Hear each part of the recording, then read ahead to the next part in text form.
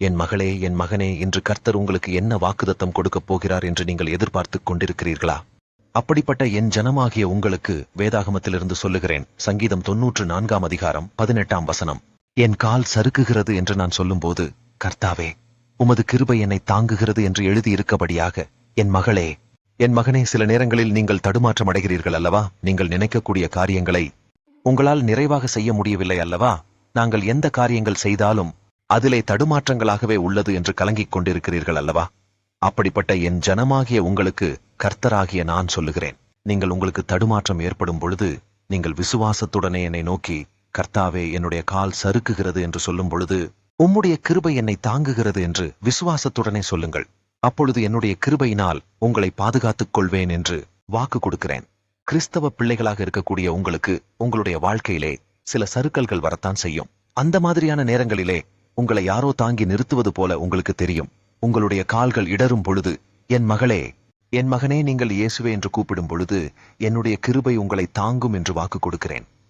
என் மகளே, என் மகனே, சில நேரங்களிலே உங்களுடைய வாழ்க்கையிலே நீங்கள் சறுக்கல்களை தொடர்ச்சியாக கண்டுகொண்டே இருப்பீர்கள். அந்த மாதிரியான நேரங்களிலே கர்த்தராகிய நான் உங்களை கவனித்துக் கொண்டே இருக்கிறேன். நீங்கள் விசுவாசத்துடனே என்னை நோக்கி, கர்த்தாவே, என்னுடைய சறுக்கல்களில் இருந்து என்னை விடுவித்து என்னை தாங்கும் என்று என்னை நோக்கி நீங்கள் கூப்பிடுங்கள்.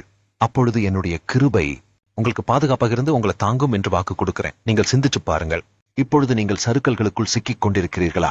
இப்பொழுது பாதிக்கப்படும் நிலையிலே சிக்கி தவித்துக் கொண்டிருக்கிறீர்களா? என்னால் என்னுடைய வாழ்க்கையிலே எழும்பி பிரகாசிக்க முடியுமா என்று கலங்கிக் கொண்டிருக்கிறீர்களா? அப்படிப்பட்ட என் ஜனமாகிய உங்களுக்கு கர்த்தராகிய நான் சொல்லுகிறேன், என்னுடைய கிருபை உன்னை தாங்கும். நீங்கள் பயப்படாமல் விசுவாசத்துடனே உங்களை கர்த்தரிடத்திலே ஒப்புக் கொடுத்து வாழுங்கள். உங்களுடைய கால்கள் சருகினாலும் உங்களை தாங்கி பிடித்து பாதுகாத்துக் கொள்வேன். உங்களுடைய ஆவிக்குரிய வாழ்க்கையிலுமே உங்களுக்கு சறுக்கல்கள் வரலாம். ஆனால் அவைகளை விடுத்து நீங்கள் உங்களை கர்த்தரிடத்தில் ஒப்புக் கொடுத்து வாழும் பொழுது என்னுடைய கிருபை உங்களை தாங்கி பிடித்துக் கொள்ளும்.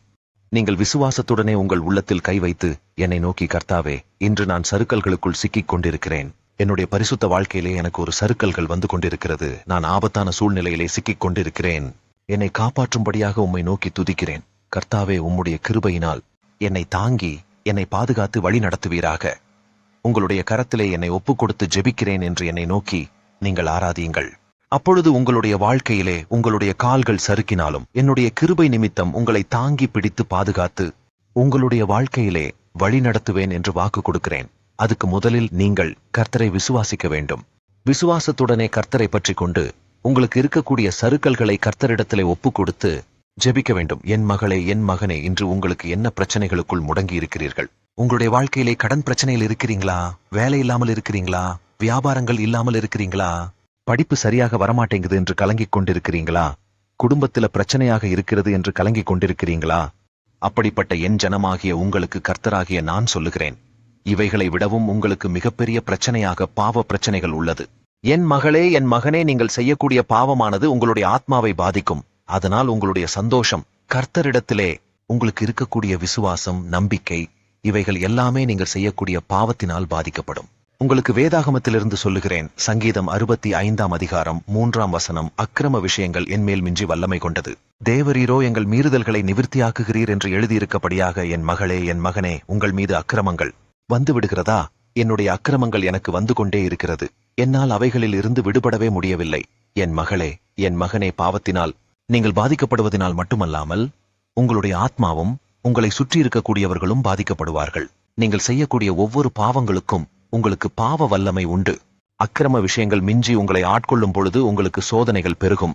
உங்களுக்கு பாவங்களிலிருந்து விடுதலை கிடைக்க நீங்க கர்த்தரிடத்துல உங்களை ஒப்புக் கொடுத்து ஜெபிக்க வேண்டும். கர்த்தாவே, எனக்கும் என்னை சுற்றி இருப்பவர்களுக்கும் இந்த பாவத்தினால் எந்த பாதிப்புகளும் வராதபடி எங்களை பாதுகாக்கும்படியாக உம்மை நோக்கி துதிக்கிறேன் என்று நீங்கள் ஜெபம் செய்யுங்கள். கர்த்தாவே, என் மேல் இருக்கக்கூடிய பாவத்தின் வல்லமை என்னிடத்தில் இருந்து அழிக்கப்பட வேண்டும் என்று துதிக்கிறேன்.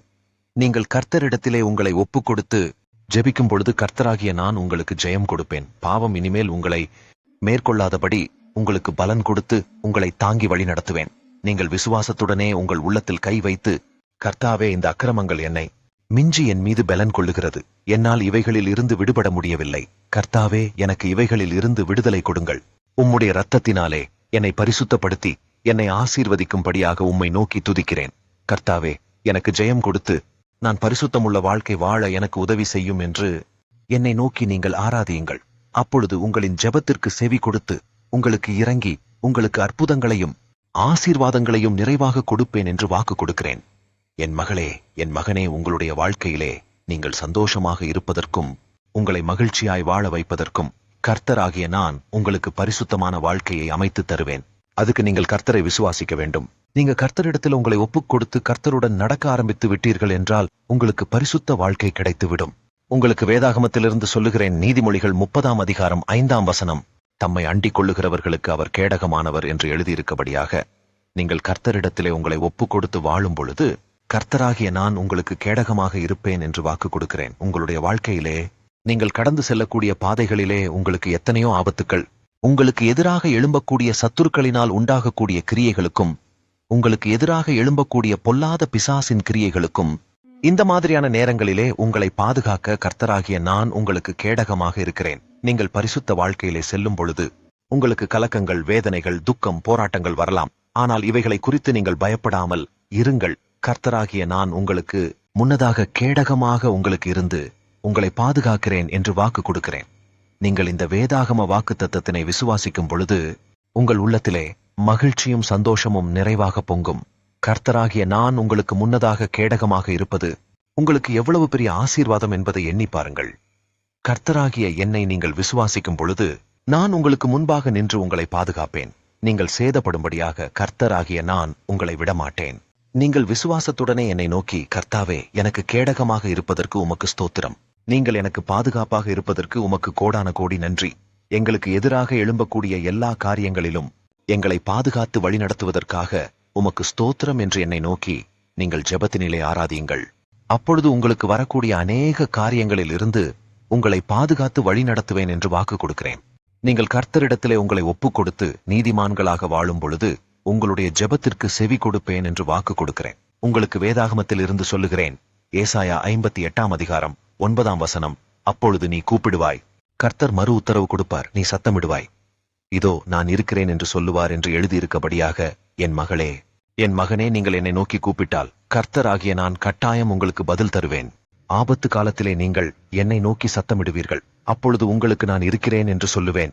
என் மகளே, என் மகனே, நீங்கள் என்னை நோக்கி கூப்பிடும் பொழுது பயப்படாதே, நான் உன்னுடனே இருக்கிறேன் என்று உனக்கு சொல்லுகிறேன். என் மகளே, என் மகனே, நீங்கள் இயேசுவே என்று என்னை நோக்கி கூப்பிட வேண்டும். நீங்கள் என்னை நோக்கி கூப்பிடும் பொழுது உங்களுக்கு மறு உத்தரவு கிடைக்கும். என் மகளே, என் மகனே, இன்று நீங்கள் என்னை நோக்கி கூப்பிட்டீர்களா என்று சிந்தித்துப் பாருங்கள். இன்றைக்கு அதிகாலை எழும்பி வேதாகமம் வாசித்தீர்களா? என்னிடத்திலே ஜெபம் செய்தீர்களா என்று யோசித்துப் பாருங்கள். உன்னுடைய வாழ்க்கையிலேயே நடக்கக்கூடிய காரியங்களை என்னிடத்திலே ஒப்புக் கொடுத்து ஜெபித்தீர்களா என்று சிந்தித்துப் பாருங்கள். உங்களுக்கு தேவைப்படுகின்ற காரியங்களை குறித்து என்ன தேவைகளில் உங்களுக்கு உதவி தேவைப்படுகிறது என்பதை என்னிடத்திலே நீங்கள் ஜெபத்தினில் சொல்ல வேண்டும். நீங்கள் கூப்பிட்டால்தானே என்னால் உங்களுக்கு பதில் தர முடியும். என் மகளே, என் மகனே, நீங்கள் என்னை நோக்கி கூப்பிடும் பொழுது நீங்கள் எந்த தேவைகளை குறித்து என்னிடத்தில் உதவி கேட்கிறீர்களோ அவைகளை உங்களுக்கு கொடுப்பேன் என்று வாக்கு கொடுக்கிறேன். உங்களுக்கு வேதாகமத்தில் இருந்து சொல்லுகிறேன். சங்கீதம் 118ஆம் அதிகாரம் 8ஆம் வசனம், மனுஷனை நம்புவதை பார்க்கிலும் கர்த்தர் பேரில் பற்றுதலாயிருப்பதே நலம் என்று எழுதியிருக்கபடியாக என் மகளே, என் மகனே, நீங்கள் கர்த்தரை நம்புகிறீர்களா இல்லை மனிதரை நம்புகிறீர்களா என்று சிந்தித்துப் பாருங்கள். கிறிஸ்தவ பிள்ளைகளாக இருக்கக்கூடிய சிலர் மனிதர்களை நம்பி ஏமாந்து விட்டோம் என்று கலங்கிக் கொண்டிருக்கிறீர்களா?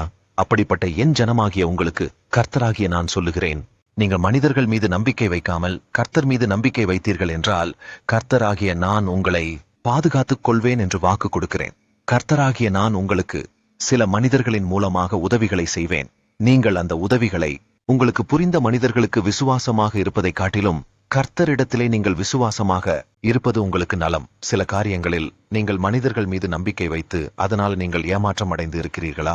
அந்த மாதிரியான நேரங்களில் நீங்கள் கர்த்தரை நம்ப வேண்டும். உங்களுக்கு தேவைப்படுகின்ற காரியங்களை குறித்து நீங்கள் கர்த்தரிடத்திலே நம்பிக்கை வைத்து ஜெபம் செய்தீர்கள் என்றால் உங்களுக்கு ஜெயம் கிடைக்கும். கிறிஸ்தவ பிள்ளைகளாக இருக்கக்கூடிய உங்களுக்கு மனிதர்களை நம்புவதை பார்க்கிலும் கர்த்தர் மீது நம்பிக்கையாய் இருப்பதே நலம். நீங்கள் உங்கள் உள்ளத்திலே கை வைத்து என்னை நோக்கி, கர்த்தாவே, நான் மனிதர்களை நம்பி ஏமாந்து போனேன், நான் உங்கள் மீது நம்பிக்கை வைக்காமல் மனிதர்கள் மீது நம்பிக்கை வைத்ததற்காக என்னை மன்னியும்.